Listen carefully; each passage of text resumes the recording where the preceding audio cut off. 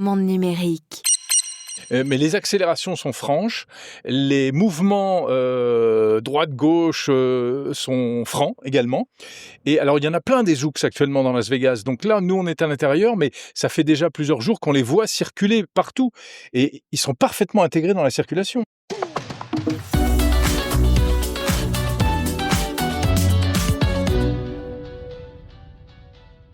Jérôme Colombin, bonjour. Salut Bruno Guglielminetti, bienvenue dans ma voiture sans volant. et sans conducteur. Exactement. Bienvenue à Las Vegas, dans la Zoox d'Amazon. Exactement, voilà. Vous êtes avec nous au cœur de la technologie. On est en train de visiter Las Vegas by Night dans un véhicule totalement autonome. C'est la Zoox d'Amazon. Exactement. Et il y a vraiment personne. C'est un genre de petit cubicule qui ressemble à un remont de pente, comme si on allait un remont de pente, en montagne. Moi, je dirais une petite camionnette, c'est pas très beau comme terme, mais un petit carrosse. Ouais, un petit carrosse, tu vois. Il manque quand même le cheval et le cocher. Justement, non, on a enlevé les chevaux, ensuite on a enlevé les cochers, ensuite on a enlevé les chauffeurs. Et là, c'est le stade ultime du déplacement. Ouais. Il n'y a plus que les passagers. Donc, il y a 4 places. On a la chance d'être que 2. Et c'est très agréable. Ça fait un peu revêtement, ambiance, genre compartiment de train, un truc comme ça. Oui, quelque chose comme ça. Puis bon, mis à part le tissu, non, c'est du tissu sur le côté. Le reste, c'est vraiment du plastique. L'idée là-dedans, c'est que ça soit facile d'entretien. Et c'est assez réussi. Mais ça, dans le fond, c'est pas une voiture, c'est comme un petit bus. Ouais, c'est comme un petit bus, exactement. À 4 personnes. Voilà. C'est très troublant parce que effectivement, il n'y a pas de conducteur. Oui, de temps en temps, je regarde en avant puis je vois pas de tête. Non. Alors, en plus, là, nous, on est dans le sens de la marche, mais on aurait pu s'installer parce qu'il y a 2 places, 4 places, 2 et 2 face à face, en fait. Et donc, on peut rouler en marche arrière. On peut. Tu comprends ce que je veux dire, quoi. C'est pour les plus téméraires. Ça. Voilà. Parce que je veux quand même voir ce qui se passe en avant. Oui, mais on aurait pu être assis dans le sens contraire au sens de la marche. Genre face à face. Ouais, exactement. Bon, alors notre impression, pour l'instant, ça fait quelques minutes qu'on est là-dedans, donc c'est pour ça qu'on vous parle surtout du cadre. Il y a même des petites étoiles au plafond, si vous. C'est très beau. Vous pouvez le voir sur la vidéo de cet enregistrement. Ferme la lumière un instant. Oui, parce qu'on a mis la lumière pour que vous puissiez nous voir en vidéo. Et c'est l'attraction de ce CES 2026. En fait, les Zoox, elles avaient été présentées l'an dernier, mais c'était encore expérimental. Ils avaient besoin de cartographier, donc ils ont fait tourner pendant des mois des véhicules dans Las Vegas pour pouvoir véritablement amasser un maximum de données. Et là, cette fois, ça y est, ils ouvrent le service aux citoyens, aux consommateurs, mais américains. C'est important de dire que si vous venez de l'étranger et que vous n'avez pas un compte pour Android ou pour iOS avec une adresse américaine, vous ne pourrez jamais monter là-dessus pour le moment. C'est réservé aux citoyens américains.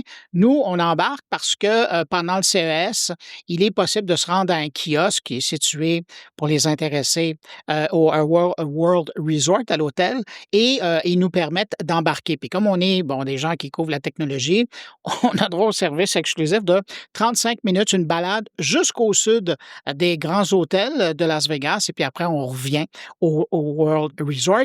Mais donc, sachez là, que si vous venez de l'extérieur des États-Unis pour essayer ça, vous allez être déçus parce que vous ne pourrez pas. Bon, mais alors on est là pour vous raconter. Et alors, au-delà du confort intérieur, il y a l'impression de conduite et la manière dont le véhicule se débrouille dans la circulation. Et là, c'est incroyable parce que... Il roule vite. Hein? Il roule vite. Oui. Alors, je ne sais pas si la vitesse, là, qui s'affiche, parce qu'on a des petits écrans à côté de nous. Non, la vitesse n'est pas indiquée. Je pense qu'ils ne veulent pas qu'on le sache. Moi, on m'avait dit que la vitesse était indiquée quelque part. Oui, mais je ne suis pas sûr qu'ils veulent qu'on le sache. Je pense qu'il doit falloir pianoter. Voilà. Oh là, j'ai appuyé sur Help, il y a Emergency Pullover. Non, pas du tout. J'aimerais mieux pas. On va pas arrêter le véhicule. Mais les accélérations sont franches. Les mouvements droite-gauche sont francs également. Et alors, il y en a plein des Zoox actuellement dans Las Vegas. Donc là, nous, on est à l'intérieur, mais ça fait déjà plusieurs jours qu'on les voit circuler partout. Et ils sont parfaitement intégrés dans la circulation. Oui, et tu sais qu'en tout, Amazon a fabriqué une cinquantaine de ces véhicules. Et à l'heure actuelle, le très gros de la production est présentement à Las Vegas parce qu'il y a un fort intérêt pour ce type de véhicule-là. Alors, ce que vous voyez, c'est finalement la route devant. Voilà, j'ai retourné la caméra là et comme ça, eh bien les gens qui nous regardent peuvent voir ce que nous voyons effectivement. Et donc c'est ça. Alors Las Vegas by Night. Ce que je racontais, c'est ça, c'est que sur les 50 véhicules, la cinquantaine de véhicules, il y en a un petit nombre qu'ils ont laissé à San Francisco, mais dû à la popularité et la curiosité des gens à Las Vegas, ils ont décidé d'en amener, moi, j'ai l'impression que ça tourne autour d'une quarantaine. D'accord. Donc, qui sont en circulation. L'endroit clé, c'est le World Resort, où vous pouvez en voir à l'occasion. Moi, j'ai vu jusqu'à 5 véhicules arriver puis repartir aussi rapidement avec des gens à bord. Et c'est dans le sud de la ville que vous les retrouvez le plus, si vous êtes curieux d'en apercevoir, autour des grands hôtels. Alors, le véhicule, d'un point de vue technique, donc... Tu vois, là, on se rend jusqu'au Luxor. Ouais, on est rendu, on est au sud et là, on va remonter. On va remonter le Strip, donc l'avenue centrale de Las Vegas. Donc, en fait, ce véhicule, c'est un véhicule autonome de niveau 4. Hein, c'est ça. Il est totalement autonome, mais j'imagine qu'une prise de contrôle à distance doit être possible, comme les Waymo, pour le dépatouiller de certaines situations critiques si besoin. Il fonctionne avec des lidars. Il y a 4 lidars à l'extérieur, à chaque coin. Et c'est vraiment ça qui permet au véhicule de se retrouver dans le monde réel, en fait. Hein. Et ce qui est fascinant, c'est drôle parce qu'on croise des ours. On croise d'autres ours, oui. Il y a un autre ours qui vient de nous dépasser, voilà, qui est devant nous, là, sur le côté. J'ai l'impression de me retrouver dans un... C'est drôle parce que les voitures autonomes, j'en avais déjà utilisé, mais ce genre de configuration-là, j'ai l'impression de me retrouver dans les films de science-fiction où les personnages embarquaient dans des véhicules et puis ils continuaient à jaser. C'est iRobot. Et puis après, il se rendait à un endroit. Et voilà. Mais c'est ça l'avenir. On va jaser, nous. Ah là là, qu'est-ce qu'on va jaser. Mais bien sûr que c'est ça l'avenir. Là, on n'est que tous les deux dans la voiture, donc je l'ai dit, on a un peu de chance. Si on monte en 4 personnes qui se connaissent, c'est hyper sympa. C'est un petit salon. Ben oui. On peut discuter. Si c'est des gens qu'on ne connaît pas, on peut les découvrir. Bon voilà, il y a une certaine intimité. Faut tomber sur des bonnes personnes, quoi. Oui, mais pour le moment, la formule n'est pas faite pour le covoiturage. Donc ça règle le problème. Mais effectivement, à un moment donné, si on crée des flottes et que ça devient commercial, probablement qu'il va y avoir le forfait de voulez-vous partager, un peu comme il y a dans Uber, voulez-vous partager le parcours et puis vous pourrez faire des rencontres. Ce qui est un peu particulier, c'est que quand on circule avec Uber ou avec un bon vieux taxi traditionnel, il y a quand même un inconnu qui est là s'il y a quelque chose qui se passe. Là, si on est à 4 et qu'il n'y a personne de connu, c'est ça. Ça pourrait être un peu embêtant. Alors, j'imagine qu'il doit y avoir un système d'ouverture d'urgence des portes, mais ça ne saute pas aux yeux. Hein, t'étais presque dessus. Je vois pas de poignée ou truc comme ça. En appuyant sur ton petit bouton. Là, je vais pas le faire. Hein, T'es d'accord? On n'ouvre pas la voiture, on n'ouvre pas la portière en cours de route. Non. Hein? Il y a des limites à la recherche. En tout cas, on est complètement pris en charge parce que nous, on décide de rien. Hein. On décide pas de l'itinéraire. On peut pas s'arrêter. J'ai demandé s'ils pouvaient me déposer à mon hôtel au passage. Non, ça c'est pas possible. Donc voilà, mais néanmoins c'est quand même super amusant. C'est une expérience incroyable et franchement, moi je vois ça, mais je veux ça. Mais je veux ça demain dans ma ville. Ouais, mais je te le souhaite, mais je pense pas que vous allez avoir ça à Paris je sais. demain. Non, mais c'est dramatique. Montréal, il y a plus de chance. Pourquoi? Parce que... Mais en plus, c'est pas gros, c'est un petit véhicule. C'est vrai. Mais franchement, on montrerait ça. Je suis sûr que Anne Hidalgo à Paris, elle adorerait ça. Ben oui, ça ferait plus de place pour les vélos. Ben oui. Bon. Ah non, mais c'est formidable. Mais reste que j'ai l'impression que, de toute façon, on a déjà vu des images de ce type de véhicule-là en Chine, dans le monde... Vas-y, parle. Moi, je fais la mise au point en même temps. Hein, t'inquiète pas. Je veux dire, les territoires technique en même asiatiques, temps, quand même. Hein. Quel cadreur. Tu aurais pu faire carrière comme cadreur. Tout à fait. Ouais. Mais donc, c'est ça. Alors, ce type de véhicule-là, qui est quand même petit, comparé à d'autres systèmes qui permettent de transporter plusieurs usagers, évidemment, ça peut se retrouver dans n'importe quelle ville. Oui, parce que si tu compares, par exemple, à Waymo, à San Francisco, par exemple, où c'est autonome, mais il y a quand même une personne à bord. Encore aujourd'hui? Ah non, plus maintenant, bien sûr. Tandis que, c'est drôle que tu dis ça, parce que Zoox, j'ai toujours la difficulté avec ce nom-là. Ils ont, à l'heure actuelle, des voitures en test. Et même, moi, j'en ai vu quelques-unes à San Francisco il y a un mois, mais ici, j'en ai aperçu 2 Ouais. Et à la blague, je disais, mais vous n'allez pas nous embarquer dans ces voitures-là. Il y a déjà quelqu'un qui est au volant. Non, non, non, Ah, non. c'était des Zoox avec conducteur? Exactement. Mais c'était des véhicules, un peu comme un Waymo. Oui, mais c'était pour le repérage, pour le. Ben oui, ils sont en train de cartographier pour tester. C'est pour cartographier, voilà, exactement. Mais donc, il y a comme deux approches. Il y a celle du minibus, qui est celui dans lequel on est présentement, et puis il y a l'autre approche qui est de la voiture. Un minibus, c'est quand même, c'est plus intime, il n'y a que 4 places.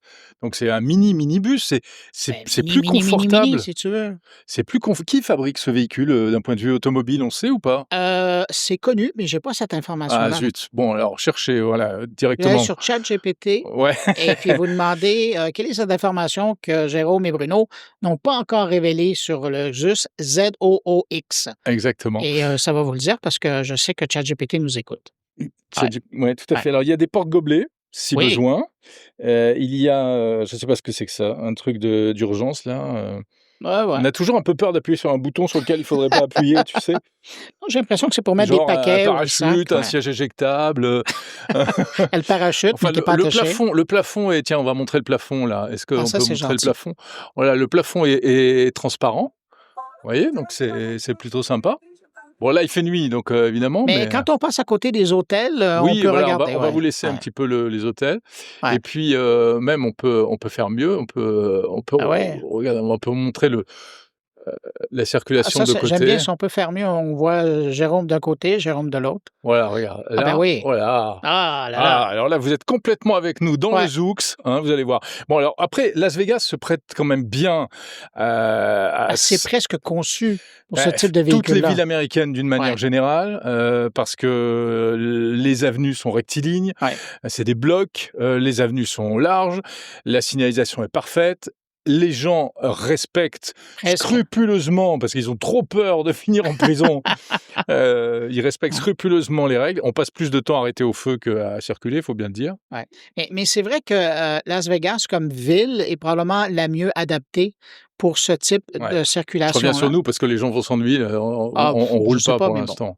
Mais sinon, si vous regardez encore, on vous salue.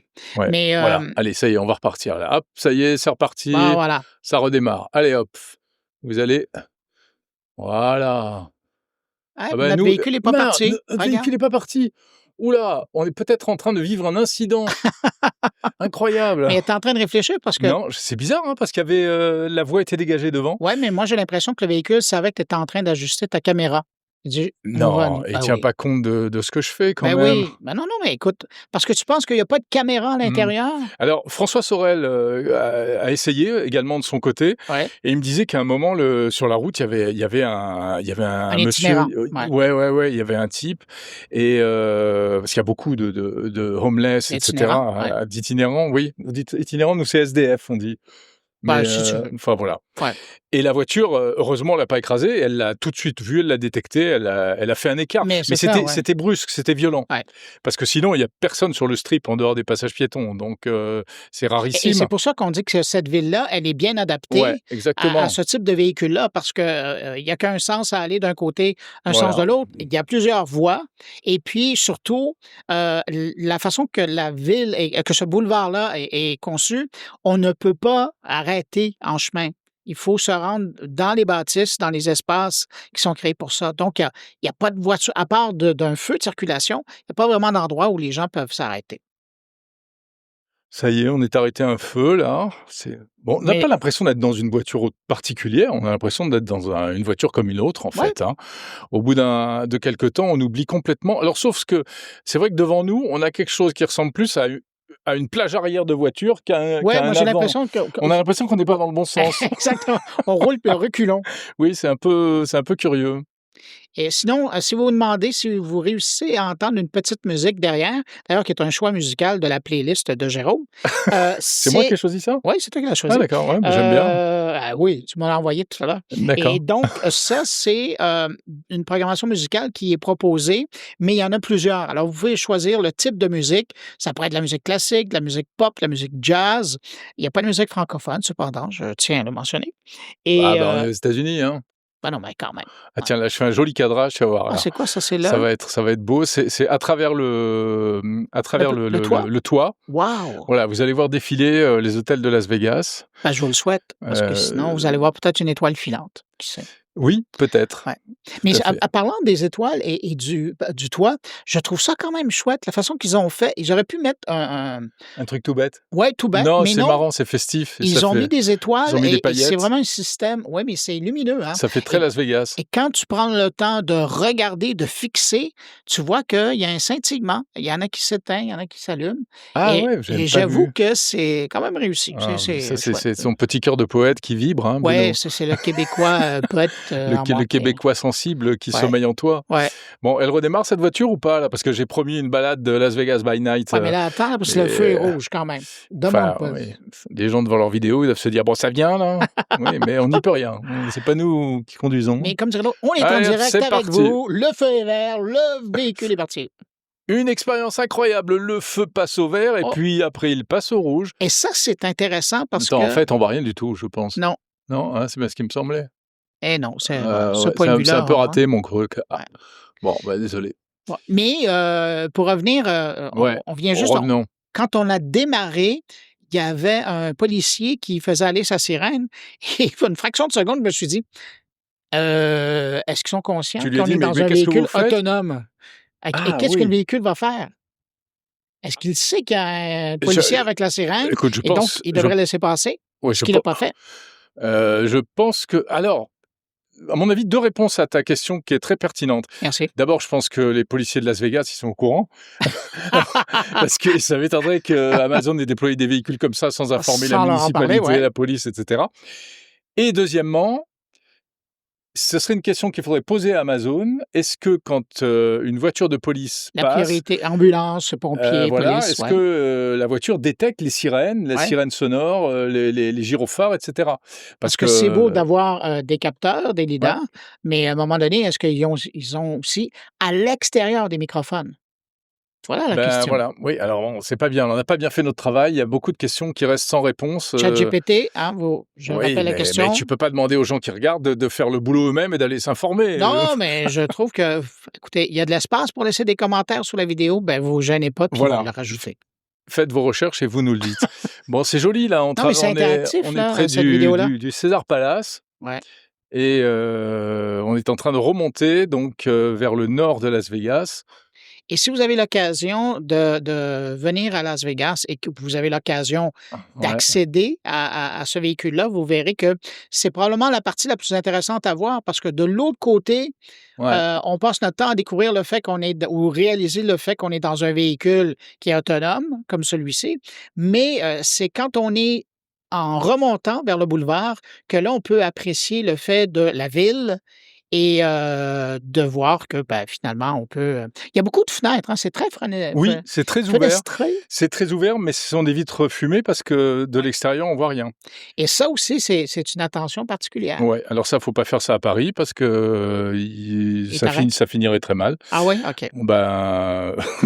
Mais on n'a pas encore vu... en tout cas, je n'ai pas cherché pour... Je dis à Paris ou dans d'autres villes aussi, c'est-à-dire que c'est des véhicules pour un pays civilisé, quoi, on va dire. Hein, il faut savoir se tenir. Mais tu vois, c'est ce que j'allais dire. Je n'ai pas encore fait de recherche dans ce sens-là, mais je présume que déjà, il y a probablement, parce que c'est vraiment teinté, il y a probablement des gens qui sont adonnés à des choses dans des courses qui sont plus longues. Non, mais alors, de toute façon, il y a des caméras intérieures. Je ne sais pas où elles sont, mais il y a forcément des caméras intérieures. Donc, il y a quelqu'un qui nous regarde ou en tout cas, il y a quelqu'un qui potentiellement peut nous voir. Oui, juste devant toi, il y a une caméra. Non, mais ça, c'est la nôtre. Mais qu'est-ce qu'il raconte? Ah non, mais je vous assure. Hein, mais le Québécois est farceur. Hein. Ah oui. Il n'est pas que poète. Ouais, non, mais donc ça contredit ce que je disais avant, c'est-à-dire que c'est pas un endroit où on pourra faire n'importe quoi. Je disais ça parce que ça a beaucoup choqué les Parisiens. On avait les véhicules en libre-service Autolib et qui étaient devenus... l'une des raisons pour lesquelles ça a été arrêté, c'est que c'était terrible. C'était devenu des vidanges, des poubelles. C'était devenu des poubelles. Tous les gens jetaient n'importe quoi. Il y avait des prostituées qui faisaient des passes à l'intérieur. Ah, ça, il y avait des types qui se shootaient à l'intérieur. Enfin, voilà, parce qu'il y avait... Il n'y avait pas de surveillance, il n'y avait pas de caméra dans les... Mais des véhicules comme ça, c'est impossible de les mettre en circulation sans des caméras intérieures. Ouais. Voilà. Et comme chez nous, on n'aime pas les caméras en France, on n'aura carrément pas les voitures, je pense. Bon, tu viens de répondre aussi à une autre question. Oui, mais bon. Tandis qu'à Montréal, on a des chances de l'avoir. On aime beaucoup les caméras. Vous aimez les caméras? Ah, on est très... en partant, on est photogénique. Il y a un dragon juste à côté de nous. Ah non, c'est la pub pour David Copperfield. Ouais. Et là, on passe devant la Venetian. Il y a longtemps, oui. C'est vrai? Dans un petit hôtel ici. Et c'était amusant parce qu'il y avait peut-être 500 personnes dans la salle, mais c'était plein. C'était vraiment une petite salle. D'accord. Et maintenant, chaque année, quand je reviens, c'est ma mais c'est toujours lui? Ben oui, mais il change d'hôtel et puis les salles deviennent plus grandes. Alors, les gens redécouvrent David Copperfield. Tant mieux pour lui. C'est super. Oui, il a une carrière incroyable. Je fais tous les réglages en direct. Donc voilà, c'est à l'arrache. Et puis on avait dit, moi je t'ai dit à Bruno au début, on se fait 5 minutes d'enregistrement. Finalement, on va se faire 30 minutes. Là, j'allais dire, tu nous connais. Parle le micro. Mais c'est quoi, 1 centime? Et pouf, là, c'est parti, on ne peut plus l'arrêter. Non, puis écoutez, je vous rassure, il reste que 7 minutes. Ah oui, on a le décompte ici. Oui, parce qu'on a le décompte sur le côté. Tout à fait. Alors, ça permet de savoir combien de temps il nous reste. Alors, si vous êtes avec des gens qui vous n'avez pas nécessairement la présence. Voilà, est-ce que vous voyez les petits... Voilà, ils sont là, juste sur le côté. Tu vois. Ils sont là, les petits écrans, là. Donc, tac, tac, tac. Là, je peux appeler ma maman. Je peux changer la musique. Ah non? Ah ouais. Et puis, je peux changer la température aussi. Oui, ça, tu peux. Ah, je peux mettre la ventilation. Tu vois? Ah ouais, c'est vachement bien, hein. Bon, c'est minimaliste, hein, il n'y a pas beaucoup de choses. Et pour ça, ça ressemble un peu à la personnalisation de la Waymo. Ouais, Bruno, il y a un dernier truc que je voulais évoquer avec toi. C'est quand même intéressant parce que qui est derrière Zoox? C'est Amazon. Oui. Et Amazon, ils n'ont pas beaucoup parlé de voitures autonomes jusqu'à présent. Ceux qui faisaient du bruit, c'était Tesla, Google aussi, etc. Surtout Google. Avec Waymo.